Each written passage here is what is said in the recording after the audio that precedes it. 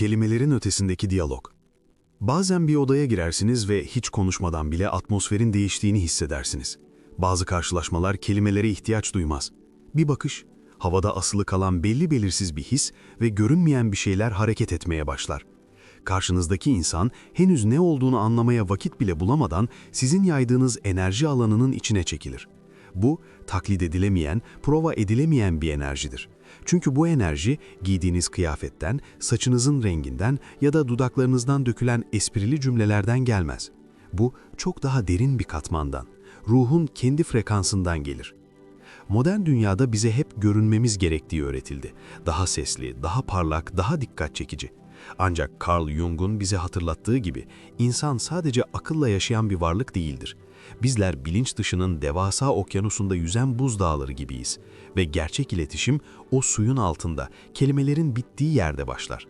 Bir erkeği durduran şey sizin ne kadar mükemmel göründüğünüz değil, varlığınızın yaydığı o sessiz ama sarsılmaz titreşimdir. Bu titreşim ben buradayım ve kendimle tamım der. Rezonans yasası. Fizikte rezonans, bir nesnenin titreşiminin başka bir nesneyi de aynı frekansta titreştirmesidir. İnsan ilişkilerinde de durum farksızdır. Eğer siz içsel olarak bir ihtiyaç ve eksiklik frekansında titreşiyorsanız, karşınızdaki kişide uyandıracağınız duygu baskı ve sorumluluk olacaktır. Ancak kendi merkezinizde, kendi hakikatinizle barışık bir frekansta titreştiğinizde, karşınızdaki insanın ruhunda da benzer bir hakikati uyandırırsınız. Erkekler mantıklarıyla açıklayamadıkları kadınlara aşık olurlar. Nedenini sorarsanız, bilmiyorum sadece onun yanında kendimi farklı hissediyorum derler. İşte bu farklı hissetme hali rezonanstır. Sizin yaydığınız kendine yetme ve özdeğer frekansı, onun içindeki belki de uzun zamandır unuttuğu bir parçayı, ruhsal derinliği titreştirir. Bu stratejiyle yapılamaz. Bu bir manipülasyon taktiği değildir. Bu sadece ve sadece sizin kendi özünüze dönmenizle gerçekleşen bir doğal fizik yasasıdır. Varlığın sessiz gücü. Düşünün, bir ortamdasınız, herkes onaylanmak için çırpınıyor. Herkes en zeki şakasını yapmaya, en güzel profili vermeye çalışıyor. Ve orada köşede hiç acelesi olmayan bir kadın var. Onaylanma peşinde koşmuyor, seçilmeyi beklemiyor. Çünkü o çoktan kendini seçmiş. İşte bu kadının sessizliği odadaki en gürültülü şeyden daha güçlüdür. Bu güç pasiflik değildir, bu güç oluş halidir. Jung buna bütünleşme der.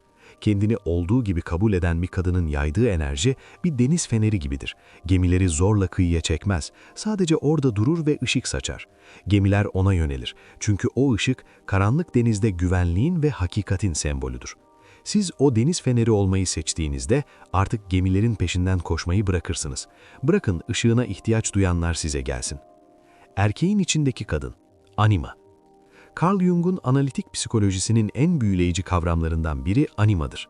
Jung'a göre her erkeğin bilinç dışında doğuştan getirdiği bir dişil imge, bir kadın arketipi vardır. Bu onun duygusal tarafı, sezgileri, hayata ve doğaya olan bağlılığıdır. Ancak modern erkek çoğu zaman bu içsel dişil parçasını bastırır, onu zayıflık olarak görür ve mantığın soğuk duvarları arasına hapseder. İşte büyü burada başlar. Bir erkek kendi içindeki bu bastırılmış parçayla uyum içinde yaşayan, yani kendi dişiliğini, duygularını ve sezgilerini korkusuzca kucaklayan bir kadınla karşılaştığında aslında dışarıdaki bir kadına değil, kendi içindeki o kayıp parçaya aşık olur. Siz onun için sadece bir sevgili değil, ruhunun tamamlanma ihtimali olursunuz. O yüzden bazı aşklar kader gibi hissettirir. Çünkü o sizi gördüğünde aslında uzun zamandır görmezden geldiği kendi ruhunu görmektedir. Yansıtma ve gerçeklik. Başlangıçta bu bir yansıtmadır. Erkek içindeki ideal kadın imgesini size yansıtır. Ancak tehlike şudur. Eğer siz sırf o sizi sevsin diye onun hayalindeki o ideal kadını oynamaya başlarsanız bu bir illüzyon olur. Ve illüzyonlar er ya da geç kırılır.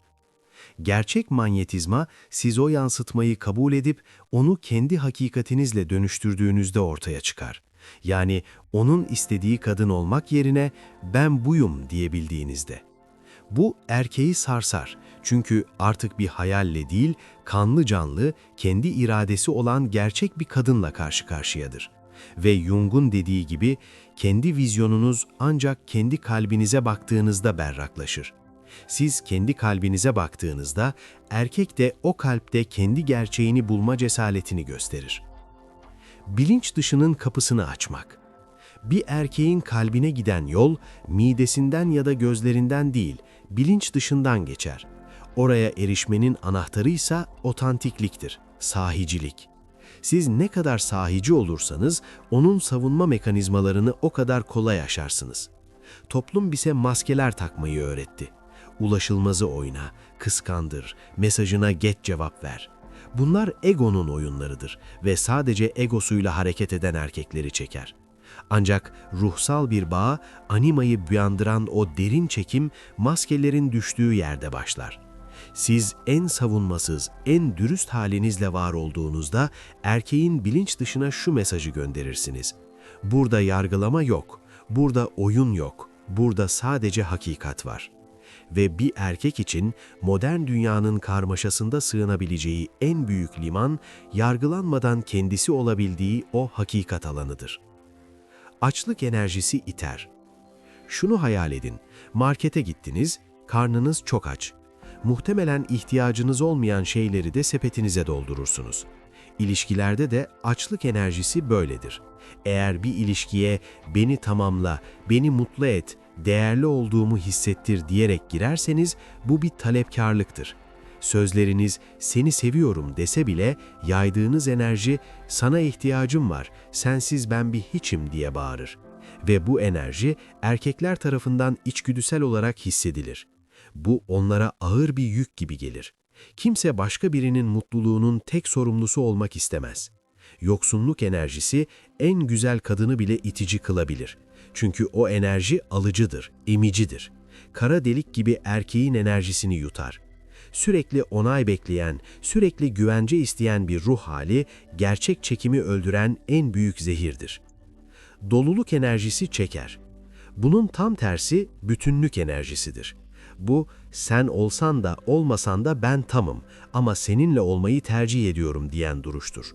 Bu kadın mutluluğunu erkeğin cebine koymaz, kendi bahçesini kendi sular. Böyle bir kadının yanına gelen erkek, ondan bir şeyi çalmaya değil, onunla var olanı paylaşmaya gelir. Jung, bireyleşme sürecinde insanın kendi zıtlıklarını birleştirip tam hale gelmesini hedefler. Siz kendi içinizde eril ve dişil yönlerinizi, gücünüzü ve şefkatinizi dengelediğinizde dışarıdan dilenci gibi sevgi istemezsiniz. Siz sevginin kendisi olursunuz. Ve sevgi olan bir şeye herkes yaklaşmak ister. Ateş böceklerinin ışığa gitmesi gibi insanlar da içsel bütünlüğe ulaşmış ruhlara çekilirler. Çünkü o ruhlar başkalarına da tam olabileceklerini hatırlatır. Vazgeçişin paradoksu. Hayatın en büyük ironilerinden biri şudur. Bir şeyi ne kadar çaresizce kovalarsanız o sizden o kadar kaçar. Kovalamayı bıraktığınız ansa size gelmeye başlar. Buna vazgeçişin paradoksu diyoruz. Vazgeçmek istememek demek değildir. Vazgeçmek sonucu olan bağımlılığı bırakmaktır. Beni aramazsa ölürüm demek yerine aramazsa kendi yoluma devam ederim. Çünkü ben kendi yolumda değerliyim diyebilmek. Bu noktaya geldiğinizde enerjinizdeki o yapışkanlık gider. Yerine ferah, özgür ve davetkar bir alan açılır. Erkekler özgürlüğe aşıktır. Onları en çok onları kafese kapatmayan, kendi özgürlüğünü yaşayan ve onlara da o alanı tanıyan kadınlar etkiler. Kendi kendine yeten kadının gizemi erkeği her daim keşfetmeye iter. Çünkü bu kadın çözülüp bitirilecek bir bulmaca değil, her gün yeniden keşfedilecek bir okyanustür. Mükemmel kadın miti. Bize hep mükemmel olmamız söylendi. Hep güler yüzlü, hep anlayışlı, asla öfkelenmeyen, asla sorun çıkarmayan kadınlar. Ancak Jung'a göre sadece aydınlık tarafımızı yaşamak, diğer yarımızı yani gölgemizi inkar etmektir. Ve inkar edilen her şey bilinç dışında büyür ve bizi yönetmeye başlar. Sürekli iyi olmaya çalışan kadın aslında sıkıcıdır. Derinliği yoktur. Plastik bir bebek gibidir. Erkekler mükemmel kadınlara hayran olabilirler ama onlara derinden bağlanmazlar. Çünkü mükemmellik samimiyeti öldürür. İnsanın ruhuna dokunan şey cilalı yüzeyler değil, yaşanmışlığın izleridir, çatlaklardır. Çünkü ışık o çatlaklardan içeri sızar. Gölgeyi sahiplenmek. Gerçek çekim, bir kadının karanlık sayılan yönlerini de sahiplenmesiyle başlar. Öfkesini, kıskançlığını, korkularını, tutkularını bastırmayan, onları tanıyan ve onlarla barışık olan kadın. Bu kadın tehlikelidir. Ama iyi anlamda. O hayat doludur. O sadece bir prenses değil, aynı zamanda bir büyücüdür. Siz, ben bugün iyi hissetmiyorum, öfkeliyim ve bu normal diyebildiğinizde, karşınızdaki erkeğe de insan olma izni verirsiniz. Modern erkek de kendi duygularını bastırmaktan yorulmuştur. Sizin gölgenizle barışık olmanız ona burada her halinle kabul görürsün mesajını verir. Bu bir erkeğin bir kadında bulabileceği en nadir ve değerli hediyedir. Olduğu gibi tüm kusurlarıyla kabul edilme hissi. Kırılganlıktaki yenilmez güç. Kırılganlık zayıflık değildir. Tam tersine kalbini açmak, incinme riskini göze almak büyük bir cesaret gerektirir.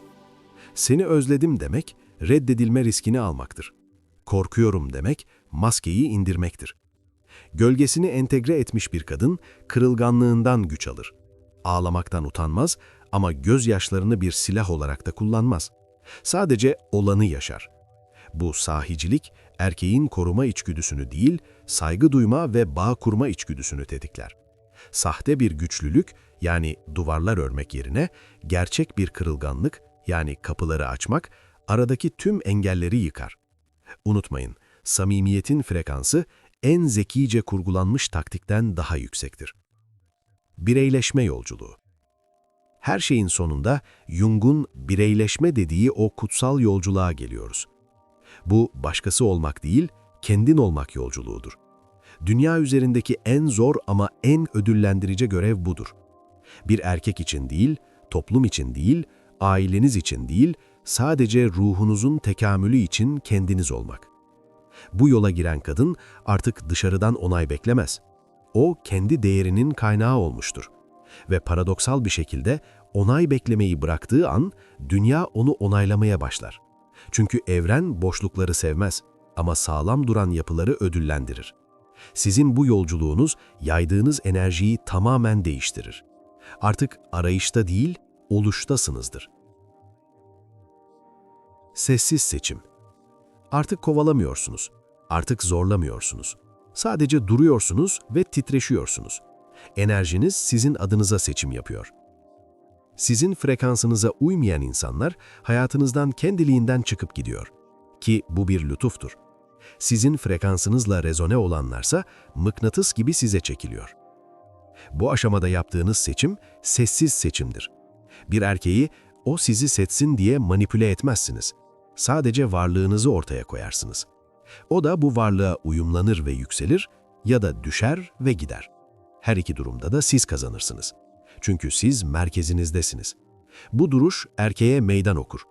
Bu kadının yanında olmak için benim de kendi en iyi versiyonuma yükselmem gerek, dedirtir.